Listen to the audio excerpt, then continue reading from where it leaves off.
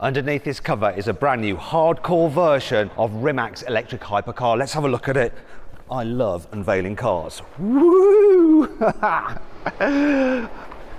Now, it's called the Nevera R, and I'm going to tell you everything you need to know about it in this video. I'm Matt Watson, and you're watching Car Wow. It has a big wing. I'm here with Frank Heil. So you are the chief designer for Bugatti Rimac, so you work on Bugatti products and Rimac's products. Yes. I'm saying it kind of half correctly. It's Rimac, isn't it? Rimac, yeah. It's a Croatian way of pronouncing Rimac. Okay, so tell me about this car, because I look at it and I know it's a Nevera, but it does look quite different. What's the idea behind this? Well, the R stands for radical, rebellious, relentless, and that's really the values that we've given this car. The concept is relatively straightforward. Upgrade the power, down the weight, bit more aero, bit more mechanical grip. And that's also what the visual form language of the car is supposed to speak. So it's staring at you quite aggressively, right? We got that one line side to side, shark nose really low down to get the laminar airflow attached to the front. And we've got that really aggressive splitter. We force more air through the radiator to counterbalance the downforce from that big wing, as you saw. So basically then, R, you say radical.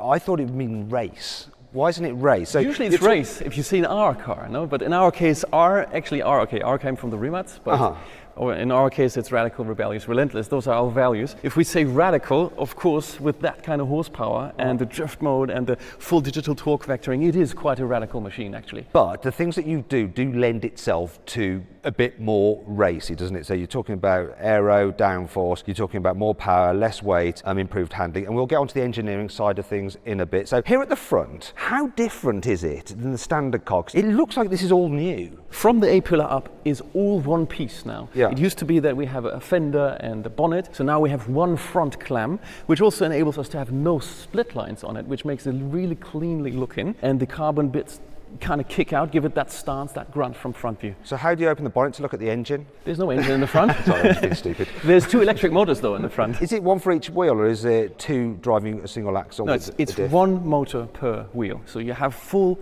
control over each revolution of each wheel. That's what's making this so exciting to drive. And that's why you can do the crazy kind of like backwards drifting. Cornering stuff as well. You could have the outside wheels actually spin faster and the inside wheels recuperating at the same time. Madness. So that's crazy. This front splitter is new, isn't it? Right, so the concept is more downforce to begin with. So how do we achieve more downforce? On the back it's easy, we put a wing. On the front we are working with the actual throughput through the radiator and exiting air out of here. So this is a movable flap in higher downforce configuration. It'll open and we'll force air in there through the radiator and out of the bonnet. Plus we've increased the size of the splitter to create the front end downforce. Have you done something to the light? These lights, this has been redesigned as well, we've extended, let's say, the eyebrow to give it that look, that stare at you. So you've done this on the R version, so the normal Nevera still looks the same as it did. It's just the R version that has this new front end. Is that does. correct? It's complementary to the Nevera. We now have the Nevera R. They're both being built. This one does look better though, doesn't it?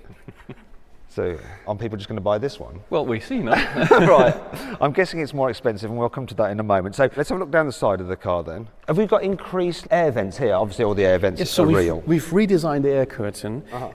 Greater air mass flow. We're feeding air from a high pressure zone into a low pressure zone. We're also having a bigger cutout on these side blades now to extract more air from the wheel wells to kind of push the car down. Otherwise, if we didn't do that, the air would collect in the front wheel wells and push the car up. We didn't want that, so created more downforce by opening the sides as well. Also, we've changed the DLO, so the daylight opening, the graphic around the side window. You can see now it's more elongated. There's a new Nevera R badge on the charging lid, actually. Is this what you mean? It extends out into here? Yes, so we're always talking, before we talk about any color or theme, we talk about proportions. So we got to get the proportions just right. So we divided up horizontally the car to make it seem longer and seem lower, even though it's the same width. So that's how it's getting that more aggressive look. Plus, we added a 21-inch on the rear. The 21-inch used to be a 20-inch wheel, so one size larger now, gives it that forward momentum. So it's a bit like that, forward. Yeah, it adds up to the graphic, the bigger wing on the rear, the bigger wheel, the lower nose, it gives it that forward raked momentum. So this actual glass area is the same, you just make it look longer by adding this bit here. Different graphics. So essentially what it is, it's just kind of like design, smoke and mirrors this is, isn't it? That's what it is. You're going to hell. That's the first time anyone that I've interviewed has called me a But it's a good call. I think you're quite accurate there. This part, is this new as well? Because the shape's what I recognise from the normal Nevera, but are these bits new, this air intake, or not? What's new is the principle. So now we have a duct that connects the intake to the exit in an under pressure, low pressure area. So the air comes out of here? The air comes out of here, and underneath the wing, that's what we create the downforce with the underside of the wing. It's a low pressure. So it's like a chimney. We're connecting a regular ambient pressure to a low pressure. It draws like a chimney. And that gives more downforce, because a lot of people think, see, I thought this, right, because I'm a bit thick, that wings, basically, you've got air hitting and it pushes it down, but it's not. That actually works like an airplane's wing, but upside down, doesn't it? That's it, you got it. That's also why we have a biplane wing. As you see, there's a second wing underneath. Also, this is completely detached off the main volume. And we're using this wing to attach air to the underside of the first wing. So, you know, when you got into like design, did it all start off with, I mean, this is all about aerodynamics, right? So you got like an aero concept that you're trying to achieve with the car. Because a lot of people, they'll fit a wing to their car to go, oh, it's going to make it faster or handle better. And they forget about like evening out they need to put downforce at the front, otherwise you've got downforce at the back and it's all wrong. Or actually, mainly, you've got drag, haven't you? Because you don't actually know how to design a wing. So this, when you got into like designing the car, did you start off with an aero package before you like sketched it out? Well, it's got to all come together into one car. No, we're not making one car for aero, one car for design, and one car for engineering. Okay. The art of all of this is to get all of this together and function in one piece that looks adorable and makes your heart tell your mind to spend a couple of million on this. So Frank, like your first car that you worked on, it was at Bugatti. So he's been at That's Bugatti true. for 16 years, and it was the Super Sport. That's true. Obviously, your team designed the Tourbillon, the most recent Bugatti. Had a lot of fun with that. So even with that, you're thinking along the lines of, we need to design it to look good, that people want to buy it, but we also need to make it functional at the same time. And it's telling a story as well, no? Like, what would we design if there wasn't the aero story to it? Would you still have the wings? It would have less spice. No, it wouldn't make sense. So the beauty is to tie sense into an aesthetic thing, no? That's how it is. Okay, but what leads it, the design or the aero? What leads it in your mind? Something leads it, something always leads. Like in a relationship, there's always someone that leads that relationship. Well, there's styling and then there's design. Styling is if you have a package that somehow was already there, you put a nice candy wrapper around it, and then it somehow turns out to be what it is. It's not as good as it could be if you make these things totally in symbiosis. No? So design, aesthetics, function, all these things work together. He's not going to answer, is he? He's not. We'll leave it there. We'll leave it hanging. He's thinking design leads it, but there we go. We've got a biplane effect here. You've got 3 fixtures to the bodywork, because that's quite unusual. You don't normally have the wing attached there, do you? Rimac is about the number 3. Yeah. So 3 phases on the electric motors. Okay. There's 3 indicator on the state of charge. There's 3 spokes onto the wheel. There's 3 pillars. That's always the number 3 is repeating. Why? throughout the car. Why though? Why is because that? 3-phase electric motor. There's the analogy to the electric. Right. Okay.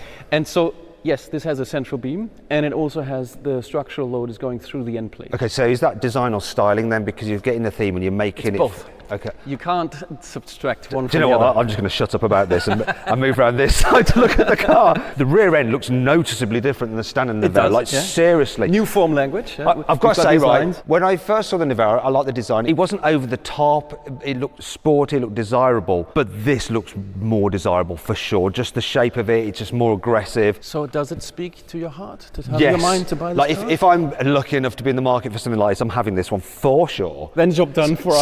Sorry to anyone who's bought a Nevera, but you're going to have to buy this one now too. Well, so the rear end is a complete departure, as we have these flowing lines. Yeah. You see, they are kind of going into the middle, and then finally the diffuser bits as well. So we have 3 diffusers. The central part is painted in body color, and then the 2 exposed carbon pieces. This bit sort of reminds me of like what Ferrari do at the tail ends a little bit, you know, where you have like the diffuser bit there and then the I don't know what you call that, the undiffuser bit. But it never looks quite right, doesn't look quite finished for me on Ferraris. I like this though. I'm just going to have a look at the diffuser, how far it runs underneath. Isn't there something, this was on the Tourbillon, the diffuser goes so far underneath the car, on the doesn't it? Tourbillon really it's the longest diffuser, It's a 2-meter long diffuser. We tore right into the architecture of the car.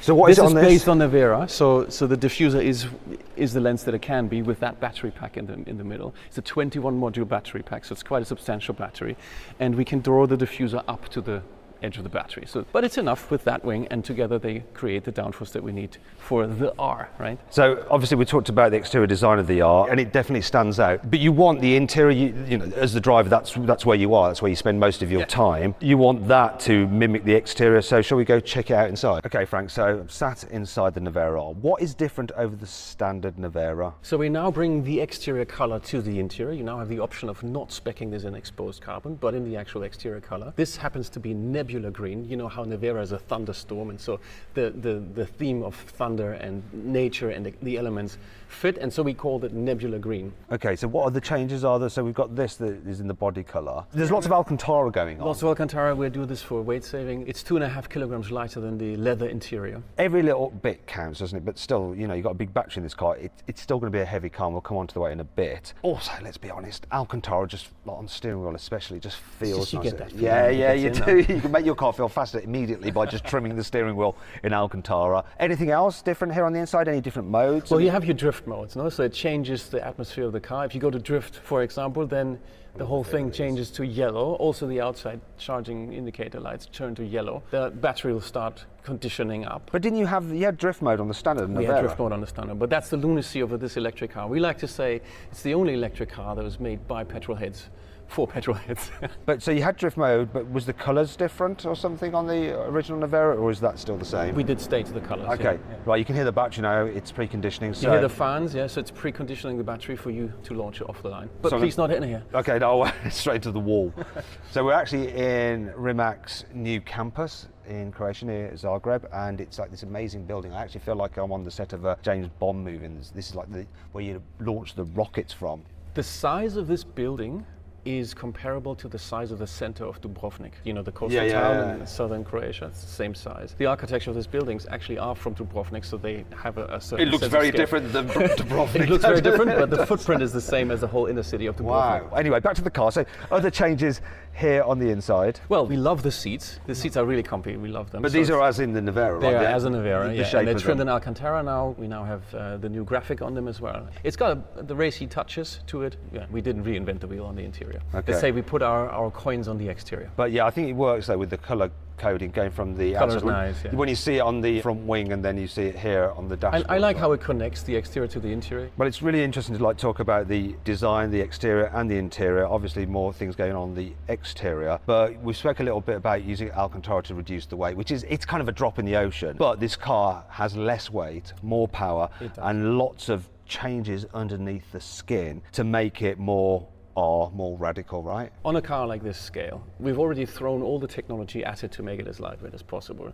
To save another 35 kilograms is actually quite difficult. You won't find that one bit that you save 35 kilograms on. It's everywhere. It's the sum of all parts that we get those savings in weight from. Okay, thank you very much, Frank. Let's find out now about some of the engineering upgrades on this Nevera R.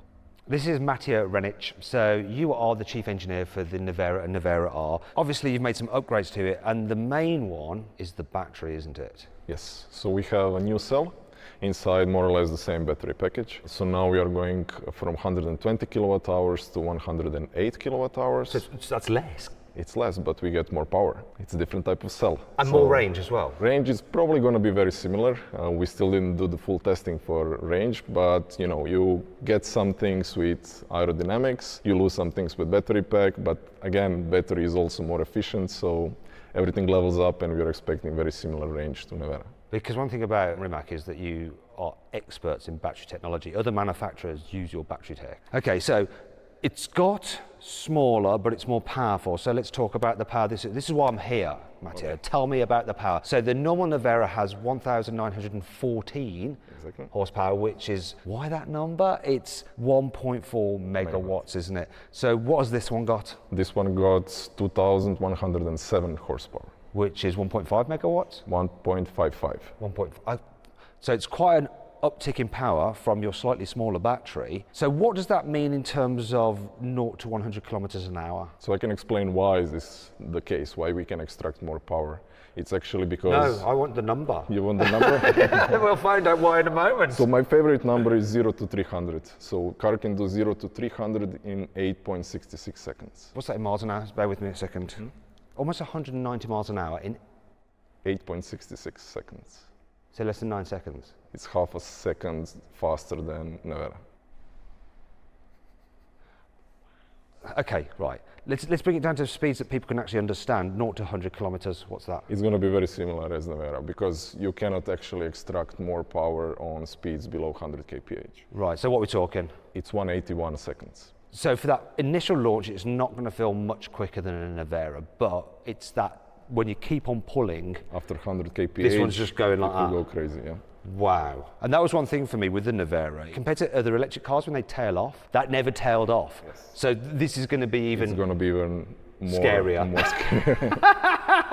Is this car any lighter than the standard Nevera? Yes, it's 35 kilos lighter. Okay, but that's not much really, is it? Because how heavy is the car overall? Car is 2,265 kilos. So still pretty heavy then. Yes, but you have to drive the car and you'll experience that it's like no other car. In terms of the layout of the battery pack, it's the same as before. So Yes. where you don't have a skateboard design, because one of the things I don't like about skateboard designs, it means that all cars feel sort of the same in terms of their balance, but you distribute the battery pack in a way to make the car a bit more agile, right? First of all, if the battery pack is like skateboard design, we would have very high car. It wouldn't look like hypercar anymore. Right. So we made this decision very early on to have age-shaped battery pack. So you have battery pack underneath your feet, then in the tunnel and behind the rear firewall. And that allows you to sit lower, but do you find as well that it helps the dynamics, that layout? Oh yes, it helps the weight distribution, of course with other stuff and the architecture of the car, but this is really good setup and we were really happy with it. No, I'm conscious that I diverted you. You wanted to talk about the battery management, how you achieve the added power. So the difference in battery cell is actually coming, the difference is coming from the internal resistance.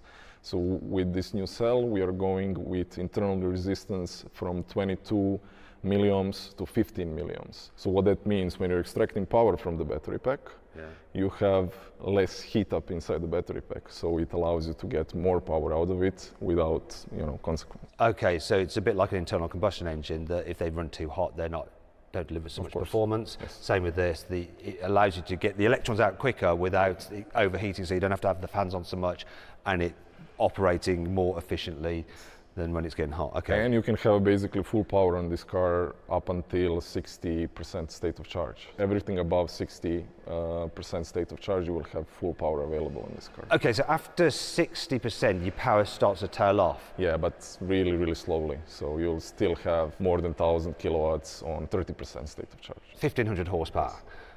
Even like a low state of charge. Yes. So you're not really going to notice, are you? But when you guys lend me this car to drag race, which no doubt you will, Marta. Yes, okay, good, yeah. We will make sure that it's got like between 100 and 60, and we're all good for maximum performance. Yes. Okay, so you can pour electrons out of the battery quicker without it overheating, so that helps deliver the extra performance because the motors, you've got one on each wheel. It's the same as in the Nevera. Completely independent. We have all new torque vectoring inside and traction control to actually extract the power and use the additional grip from the new tire that we have. So Matteo, you say that you've changed the torque vectoring. How exactly? How have you made it different? What's different about it? It's slightly tuned to use better mechanical grip that we have with the new tire. Okay, so this is a new tire, but it's a Michelin Pilot Sport Cup 2. What's different? What's on the Nevera? On Nevera we have Michelin PS4S. Yeah, so this is a much more focused tire, isn't it? Exactly. I mean, this is the kind of tire that you use if you're doing track days and stuff. Is the idea behind this car for people to take it on track? You can still use it as a good daily tire. You can still drive normally on the road without any issues, especially with our new traction control, which is actually going to use maximum of traction there is, but not going to give you a difficult situation. So essentially you've recalibrated the traction control to work with this tyre, and I know what it's like. It's really strange how you can manage traction with an electric car, because you can just so fine tune it. Like, you don't even feel, as a driver, you don't feel any braking traction. It just reduces the power going to the wheel, doesn't it? And you just don't notice it. It's mad. And you don't feel like car doing some funny stuff. It's actually controls magic. We have quite a lot of magicians, I would say, in our company that do this kind of stuff. So that's the tyre. What about the brakes? They look similar to me, but are they different? They look similar, but they're different, yes. First of all, they're copper-free. This allows us to go to certain markets where this is forbidden from 2025, but also it has a different cooling vents. So it's Evo 2 brakes, which have better performance in terms of thermal. If you're doing regular hard braking, these are going to last or stand up for longer with less fade. Is there anything else that you've done to like the suspension at all? Have you reprogrammed that? Suspension is the same, but car is going to feel different. First of all, with aerodynamic package, but also with the tire and new torque vectoring. What we try to achieve here is to have a car which is even more fun to drive on a twisty B road. Frank has already talked through like the aero, but he didn't give me the exact number on downforce. So what, in terms of kilograms, do you have for overall downforce and at what speed? So at 350 kilometers per hour, we have 400 kilos of downforce, which is 15% more than Nevera. But still, we managed to have 10% better aerodynamic efficiency. How? It's actually overall shape of the car. We achieved some better performance in terms of drag in the front, and this allows us to have a bigger wing in the back, which is also fixed. So what about this new air brake that you fitted? So does that help the car Yeah, it slow? works only on speeds below 30 kph. It's quite funny that, look, there is a little bit of practicality here with the Nevera, not much. I like to test how practical a car's boot is by trying to climb into it, but I think on this occasion I won't, because I don't want to damage your carbon fibre. Because how much would it cost to replace the rear wing on this? I need to check that. I don't have the number here. What is the top speed of this car then? If you've improved the aero and there's less drag, you've got more power from the batteries, what do you get? It's actually the same as Nevera. So you have homologated speed up to 350 kilometers per hour, but with the special event we can go up to 412 kilometers per hour. Bear with me. So 412 is, I think, 256. 257.5 miles an hour. So why have you done it exactly the same? You have fixed rear wing, so this is actually not allowing us to go a bit faster than that. In Nevera, you can move the wing and change the drag. But you said it was more efficient, I don't understand. Yes, it is, but still, it's more. Okay. Sorry, I just need a little moment to myself. I don't really understand. How can it be more aero efficient and yet can't go quicker if it's got more power? Because you are pushing the car then too much to the ground, and this is the limiting factor. More downforce. I think I need to go back to school. Have you got any lap time comparisons, this compared to the Nevera? We have on the dynamic track in Ardo, this car is 3.8 seconds faster. And how long is the lap of that dynamic track? Around 4 kilometers. Okay, it's quite a big number. Quite a big number. And we're not talking about the big loop. No, it's the handling track, so the proper racetrack. So the downforce works, the power works, the brakes work to give you that improved lap time, and the tyre. Right, so obviously it's quicker around a track, it's quicker to 190 miles an hour. You have faster deployment of energy from the battery, the whole new battery pack. Got all this extra design elements. What's the price compared to the normal Nevera? So this car is 2.3 million. And the standard Nevera is 2 million. So £300,000 extra for that extra performance. This nice package, yes. So why will anyone buy the normal Nevera? People who don't like the look of the wing, I guess. Yeah, there is, we think that this is, different kind of a car. So we still believe that a lot of people will choose base Nevera because of design, because it's slightly less pronounced, for instance. I am the kind of person, if I had the means, would definitely choose this one. So you're Nevera R guy? Definitely. Always go for the R. Rebellious. Yes. Relentless. Relentless. I can be relentless. Probably not radical, but I think you hit the nail on the head with relentless. Or Rimac. Listen, thank you very much, Mattia, for talking me through the car. Really appreciated it. So let me know what you think about this. Would you go, if you had the ability to buy one, would you go for the standard car or the R? Let me know in the comments. Anyway, if you'd like to watch some other videos, click on the video windows, and if you click on the CarWow logo, you can change your car the easy way. You can sell your car through CarWow and then buy your next one through us as well. Thanks for watching.